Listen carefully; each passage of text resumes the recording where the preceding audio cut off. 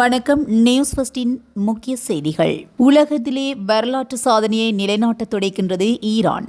Iran மீது இஸ்ரேலும் அமெரிக்காவும் கடும் தாக்குதலை நடத்திய போதிலும் வளைகுடா பிராந்தியத்தில் உள்ள அமெரிக்க நிலைகள் மீது ஈரான் கடும் தாக்குதலை மேற்கொண்டு வருவதான தகவல்கள் வெளியாகி வருகின்றன. ஈரானின் இந்த கடும் தாக்குதலை அடுத்து யுத்தத்தில் நேரடியான பங்களிப்பை வழங்குவதாக பிரிட்டனும் சவுதி அரேபியாவும் அறிவித்துள்ளது. தற்போது நடைபெற்று வரும் யுத்தம் மேலும் விரிவடைவதற்கான சாத்தியக்கூறுகள் உள்ளதாக போர் வல்லுநர்கள் தமது அச்சத்தை வெளியிட்டுள்ளனர். அமெரிக்காவின் விமான தாங்கி கப்பலான ஆபிரகாம் லிங்கனை தாக்கி மூழ்கடிப்பதற்கான ஈரானின் குறிக்கோள் அந்த வரலாற்று சாதனையை எப்படியாவது நிறைவேற்றிவிட வேண்டும் என்பது ஈரானின் மிகப்பெரிய கனவாக பிரதிபலிக்கின்றது.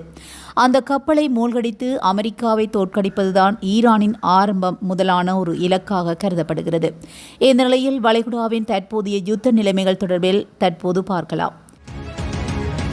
ஈரான் மற்றும் அமெரிக்காவுக்கு இடையிலான தற்போதைய பதற்றமான சூழலில் ஈரான் நடத்திய தாக்குதல் குறித்து சமீபத்திய தகவல்கள் வெளியாகியுள்ளன. பிப்ரவரி மாதம் 2026 இறுதியில் அமெரிக்கா மற்றும் இஸ்ரேல் இணைந்து ஈரானின் ராணுவ நிலைகள் மீது ஆபரேஷன் எபிக் பியூரி என்ற பெயரில் தாக்குதலை தொடங்கின. இதற்கு பதிலடியாக ஈரான் ஹார்மோஸ் நீரிணையை ஒட்டிய பகுதிகளில் கப்பல்கள் மீது தாக்குதலை நடத்தி வருகிறது. இந்நிலையில் ஈரான் தாக்கியுள்ள கப்பல்களின் தற்போதைய போர் சூழலில் மட்டும் குறைந்தது 4 முதல் 5 வணிக கப்பல்கள் ஈரானால் நேரடியாக தாக்கப்பட்டுள்ளதாக சர்வதேச கடல்சார் அமைப்புகள் தெரிவிக்கின்றன.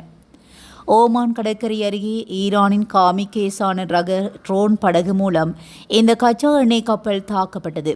இதுவே இந்த போரில் ஈரானின் முதல் வெற்றிகரமான கடல்வழி தாக்குதலாக கருதப்படுகிறது. பஹ்ரைன் துறைமுகத்தில் நின்று கொண்டிருந்த போது ஈரானின் ஏவுகணை தாக்குதலுக்கு உள்ளானது. இது அமெரிக்காவின் கொடியுடன் பயணித்துக் கொண்டிருந்த கப்பல் என்பதும் குறிப்பிடத்தக்கது. இந்த நிலையில் ஐக்கிய அரபு அமீரகம் மற்றும் ஓமன் கடல் பகுதிகளில் மேலும் 2 அல்லது 3 எண்ணெய் கப்பல்கள் ஈரானின் ஏவுகணைகள் ட்ரோன்களால் சேதமடைந்துள்ளன. இந்த தாக்குதலில் இதுவரை குறைந்தது 4 மாலுமிகள் உயிரிழந்துள்ளதாகவும் தகவல்கள் தெரிவிக்கின்றன. இதனால் கப்பல் போக்குவரத்து முடக்கப்பட்டுள்ளன என்று, அதாவது ஈரானின் இந்த தாக்குதல்களால் ஹார்மோஸ் நீரிணை வழியாக செல்லும் கப்பல் போக்குவரத்து சுமார் 80% முதல் 85% வரை சரிந்துள்ளதாக தெரிவிக்கப்பட்டுள்ளது. மேலும் போர் அபாயம் காரணமாக பல சர்வதேச காப்பீட்டு நிறுவனங்கள் இந்த கடல் பகுதியில் பயணிக்கும் கப்பல்களுக்கான பாதுகாப்பை ரத்து செய்துள்ளது. இந்த தாக்குதலால் உலக சந்தையில் கச்சா எண்ணெய் விலை அதிரடியாக உயர்ந்து வருகிறது. இதற்கு மறுபுறம் அமெரிக்க கடற்படை ஈரானின் கடற்படை திறனை முடக்க தீவிரமாக செயல்பட்டு வருகிறது. அமெரிக்க அதிபரின் கூற்றுப்படி இதுவரை ஈரானின் 11 போர்க்கப்பல்கள் அமெரிக்க படைகளால் மூழ்கடிக்கப்பட்டுள்ளன. ஆனாலும் ஈரான் மற்றும் அமெரிக்கா இடையிலான தற்போதைய போர் பதற்றத்தில் ஹார்மோஸ் நீரிணை பகுதியில் ஈரான் தனது வலிமையான மற்றும் மாறுபட்ட தாக்குதலை உத்திகளையும் பயன்படுத்தி வருகின்ற நிலையில் ஈரான் கடற்படை குறிப்பாக சமச்சீரற்ற போர்முறை மூலமாக பெரிய கப்பல்களை தாக்கும் திறனை ஈரான் கொண்டுள்ளது. ஈரான் கடற்படை மேற்கொள்ளக்கூடிய இந்த முக்கிய தாக்குதலாக பார்த்தால், முதலாவதாக ட்ரோன் மற்றும் தற்கொலைப்படை படகுகள் ஈரான் வான்வழி ட்ரோன்களை மட்டுமின்றி கடலில் மிதந்து சென்று தாக்கும் காமிகேஸ் ட்ரோன் படகுகளை அதிகளவில் பயன்படுத்துகிறது. வெடிபொருட்கள் நிரப்பப்பட்ட சிறிய ரக ஆளில்லா படகுகள் அதிவேகத்தில் சென்று இலக்கின் மீது மோதி வெடிக்கின்றது. இதற்கு உதாரணமாக கடந்த தினங்களில் MKD VYOM என்ற எண்ணெய் கப்பல் இவ்வகை ட்ரோன் படகு மூலமாக தாக்கப்பட்டுள்ளதும் குறிப்பிடத்தக்கது. அதிவேக படகுகளில் மொய்க்கும் உத்தியாகவே ஈரானின் புரட்சிகர காவல்படை ஆயிரக்கணக்கான சிறிய மற்றும் அதிவேக படகுகளை கொண்டுள்ளது. இது ஒரே நேரத்தில் 50 முதல் 100 சிறிய படகுகள் ஒரு பெரிய கப்பலை சூழ்ந்து கொண்டு ராக்கெட் லாஞ்சர்கள் மற்றும் இயந்திர துப்பாக்கிகளால் தாக்கும் திறன் கொண்டதாக அமைகின்றது. இது பெரிய கப்பல்களின் பாதுகாப்பு அமைப்புகளை நிலைகுலிய செய்கின்றது. தற்போதைய கள நிலவரம் மிகவும் கவலைக்கிடமாக உள்ளது என்பதை புரிந்து கொள்ள வேண்டுமெனில், ஏனெனில் ஈரான் அமெரிக்கா இடையிலான போர் தீவிரமடைந்துள்ள நிலையில் ஹார்மோஸ் நீரிணையின் இருபுறமும் நூற்றுக்கணக்கான கப்பல்கள் நடுக்கடலில் தவித்து வருகின்றன. இது ஒரு பிரமாண்டமான கப்பல் போக்குவரத்து நெரிசல். கப்பல்களின் எண்ணிக்கை சுமார் 150க்கும் மேற்பட்ட எண்ணெய் மற்றும் எரிவாயு கப்பல்கள் ஹார்மோஸ் நீரிணைக்கு வெளியே நங்கூரமிட்டு காத்து கிடக்கின்றன. பாரசீக வளைகுடா நாடுகளில், அதாவது சவுதி, குவைத், UAE துறைமுகங்களில் இருந்தும் வெளியேற முடியாமல் சுமார் 170க்கும் மேற்பட்ட சரக்கு கப்பல்கள் உள்ளே முடங்கியுள்ளன. இதனால் வழக்கமாக ஒரு நாளைக்கு 138 கப்பல்கள் கடக்கும் இந்த பாதையில் தற்போது போக்குவரத்துக்கள் 94% வரை சரிந்துள்ளது. கப்பல்கள் ஏன் நகர மறுக்கின்றதுக்கான காரணம் நேரடி தாக்குதல் அச்சம். அதாவது ஈரான் ஏற்கனவே 5க்கும் மேற்பட்ட வணிக கப்பல்களை தாக்கியுள்ளதனால் தங்கள் கப்பலும் இலக்காகலாம் என்று அந்த நிறுவனங்கள் அஞ்சுகின்றன. இதனால் சர்வதேச காப்பீட்டு நிறுவனங்கள் இந்த பகுதியை போர் அபாய மண்டலமாக அறிவித்து மார்ச் 5 முதல் கப்பல்களுக்கான பாதுகாப்பை ரத்து செய்வதாகவும் அறிவித்துள்ளது. இதனால் காப்பீட்டு இல்லாமல் கப்பலை இயக்குவது நிறுவனங்களுக்கு பெரும் நஷ்டத்தை ஏற்படுத்தும். எனவே அடுத்து GPS முடக்கப்பட்டிருக்கிறது. அதாவது ஈரான் தனது மின்னணு போர்முறை மூலமாக இப்பகுதியில் GPS சிக்னல்களை குழப்பியுள்ளது.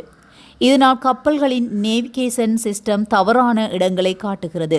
அதாவது கடலில் இருக்கும் கப்பல் தரைப்பகுதியில் இருப்பதாக அந்த GPS காட்டும். ஆனால் இந்த டிஜிட்டல் இருட்டில் பயணிக்க மாலுமிகள் மறுக்கின்றமையினால் கப்பல்கள் செல்லாமல் அங்கே நிலைநிறுத்தப்பட்டுள்ளமை குறிப்பிடத்தக்கது. இந்த கப்பல்கள் நிலைநிறுத்தப்பட்டுள்ளமையினால் உலகளாவிய அளவுக்கு மிக பெரும் பாதிப்பு ஏற்பட்டுள்ளது. அதாவது ஒரு நாளைக்கு சுமார் 2 கோடி பெரல் கச்சா எண்ணெய் சந்தைக்கு வராமல் முடங்கியுள்ளது. இதனால் பிராண்ட் கச்சா எண்ணெய் விலை பெரலுக்கு $100 தாண்டியுள்ளது. இதன் காரணமாக பொருட்களின் விலை உயர்வடைந்துள்ளது. மோர்ஸ் போன்ற பெரிய நிறுவனங்கள் தங்கள் கப்பல்களை ஆப்பிரிக்காவை சுற்றி திருப்பி விடுவதனால் பயண நேரம் 2 வாரங்கள் அதிகரிக்கின்றது. இது சரக்கு கட்டணத்தை $2000 முதல் $4000 வரை உயர்த்தியுள்ளது. உலக பொருளாதாரத்தின் இதய துடிப்பு என்று சொல்லப்படும் ஹார்மோஸ் நீரிணை இன்று ஒரு கப்பல்களின் இடுகாடாக மாறியிருக்கிறது. ஒருபுறம் ஏவுகணைகள், மறுபுறம் மாயமாய் மறையும் GPS சிக்னல்கள். இந்த நெருக்கடி எப்போது முடியும் என்பதுதான் இன்று உலக நாடுகளின் ஒரு கேள்வியாக அமைந்துள்ளது. ஹார்மோஸ் நீரிணையில் இதுவரை நாம் பார்த்தது வான்வழி தாக்குதலையும் அதிவேக படகுகளையும் தான். ஆனால் உண்மையான பயம் கடலின் மேற்பரப்பில் இல்லை, அதன் ஆழத்தில் தான் இருக்கின்றது. அதாவது கடலுக்கடியில் இருந்து ஈரான் நடத்தும் இந்த தாக்குதல் தான் இன்று அமெரிக்க கடற்படையை அசைத்து பார்த்திருக்கிறது. ஈரான் பெரிய நீர்மூழ்கி கப்பல்களை கொண்டிருக்கவில்லை. ஆனால் அதனிடம் இருக்கும் காதிர் மற்றும் பதே ரக மினி நீர்மூழ்கி கப்பல்கள் மிகவும் ஆபத்தானவை. இவை மிக சிறியவைதான், சத்தமில்லாதவை, ஆனால் ரேடரில் சிக்காத நுட்பத்தையும் கொண்டவை. இந்த நீர்மூழ்கிகள் கடலுக்கடியில் மிக குறைந்த ஆழத்தில் ஒளிந்திருந்து கப்பலின் அடிப்பகுதியை தங்களை தற்கொலை படகுகள் போல தாக்குகின்றன. மார்ச் மாதம் 2ஆம் தேதி ஒரு வணிக கப்பல் கடலுக்கடியிலிருந்து திடீரென தூக்கி எறியப்பட்டதற்கு இந்த மினி நீர்மூழ்கி கப்பல் தான் காரணம் என்று தெரிவிக்கப்பட்டுள்ளது. ஆனால் கப்பல்களை சிதறடிக்கும் வெடிகுண்டுகளாக பார்த்தால் ஈரானிடம் இருக்கும் மற்றுமொரு அஸ்திரமாக பார்க்கப்படுகிறது. அதிநவீன கண்ணிவெடிகள் இவை கடலுக்கடியில் புதைத்து வைக்கப்படுபவை அல்ல. மாறாக கப்பல்களின் அடிப்பகுதியில் உள்ள காந்த விசை அல்லது சத்தத்தை கேட்டு தாமாகவே எழுந்து வந்து கப்பலை தாக்கும் திறன் கொண்டவையாக அமைந்திருக்கின்றது. இந்த வெடிகுண்டுகள் கப்பலின் நடுப்பகுதியை தாக்குவதால் கப்பல் 2ஆக உடைந்து அப்படியே கடலில் மூழ்கும். இந்த தாக்குதலை டார்பிடோ மூலமாக ஈரான் நடத்துகிறது. மார்ச் 3ஆம் தேதி தாக்கப்பட்ட 2 எண்ணெய் கப்பல்கள் இவ்வகை கடலுக்கடியிலிருந்து வந்த குண்டு தாக்குதலாக தான் சிதறியுள்ளன. கடற்பரப்பில் இருக்கும் எதிரியை தாக்க அமெரிக்காவுடன் நவீன ஏவுகணைகள் உள்ளது. ஆனால் கடலுக்கடியில் ஒளிந்திருக்கும் இந்த சிறிய நீர்மூழ்கிகளை கண்டுபிடிப்பது மிகவும் கடினம். இது ஒரு சைலண்ட் போர். இந்த தாக்குதலால் ஹார்மோஸ் நீரிணை ஒரு மரண பொறியாக மாறியிருக்கிறது. இந்த நெருக்கடி இன்னும் எவ்வளவு காலம் நீடிக்கும் என்பதுதான் உலக பொருளாதாரத்தின் தலைவிதியை தீர்மானிக்கின்றது. கடலுக்கடியில் ஒரு சிறிய காதிர் நீர்மூழ்கி கப்பல் ஒரு பெரிய எண்ணெய் கப்பலின் அடிப்பகுதியை நோக்கி மெதுவாக சென்று டார்பிடோ ஏவுவதை காட்டுகின்றது. அதாவது ஒரு கப்பல் கடலில் மிதந்து கொண்டிருக்கும் போது அதன் அடிப்பகுதியிலிருந்து ஒரு பிரம்மாண்டமான வெடிப்பு ஏற்பட்டு நீர் மேலே எழும்புவதை காட்டுகின்றது. ஹார்மோஸ் நீரிணையில் எந்தெந்த இடங்களில் கடலுக்கடியில் கன்னிவெடிகள் வைக்கப்பட்டுள்ளது. அதாவது ஈரானின் ஏவுகணை மலையில் அமெரிக்காவின் பிரம்மாண்ட கப்பலான அமெரிக்க கடற்படையின் மிதக்கும் கோட்டை 1,00,000 டன் எடை கொண்ட அணுசக்தி போர் கப்பல் தான் USS ஆப்ரஹாம் லிங்கன். இதை தொடுவது என்பது நெருப்போடு விளையாடுவது போன்றது. ஆனால் ஈரான் இப்போது அந்த துணிச்சலான காரியத்தை செய்திருக்கிறது. அதாவது ஹார்மோஸ் நீரிணை அருகே நிலைநிறுத்தப்பட்டுள்ள இந்த பிரம்மாண்டமான கப்பலை ஈரான் எப்படி தாக்கியது, அமெரிக்காவின் பதில் என்ன என்று பார்த்தால் ஈரானின் ஹைபர்சோனிக் அஸ்திரமாக பார்க்கப்படுகிறது. சாதாரணமான ஏவுகணைகளால் இந்த கப்பலை நெருங்க முடியாது என்பதை ஈரான் அறியும். அதற்காகவே ஈரான் தனது பட்டார் ரக ஹைபர்சோனிக் ஏவுகணைகளை ஏவியுள்ளது. ஒளியை விட 15 மடங்கு வேகத்தில் செல்லக்கூடிய இவை அமெரிக்காவின் ஏஜிஸ் பாதுகாப்பு வளையத்தை துளைக்கக்கூடியவை. மார்ச் 2 நள்ளிரவில் ஒரே நேரத்தில் 20க்கும் மேற்பட்ட ட்ரோன்கள் மூலமாகவும் மற்றும் ஏவுகணைகள் மூலமாகவும் ஏவி இந்த USS ஆப்ரஹாம் லிங்கன் கப்பலின் ரேடர்களை ஈரான் திணறடித்துள்ளது. ஆனால் கடலுக்கடியிலிருந்து வந்த இந்த ஆபத்து நீர்மூழ்கி தாக்குதலாகவே கருதப்படுகிறது. தற்கொலை படை ட்ரோன்கள் கப்பலின் மேல்தளத்திலுள்ள போர் விமானங்களை சிதறடிக்க முயல்கின்றன. ஆனால் கடலுக்கடியிலிருந்து வந்த ஆபத்தானது நீர்மூழ்கி தாக்குதலாகவே கருதப்படுகிறது. அதாவது தற்கொலை படை ட்ரோன்கள் கப்பலின் மேல்தளத்தில் உள்ள போர் விமானங்களை சிதறடிக்க முயல்கின்றன.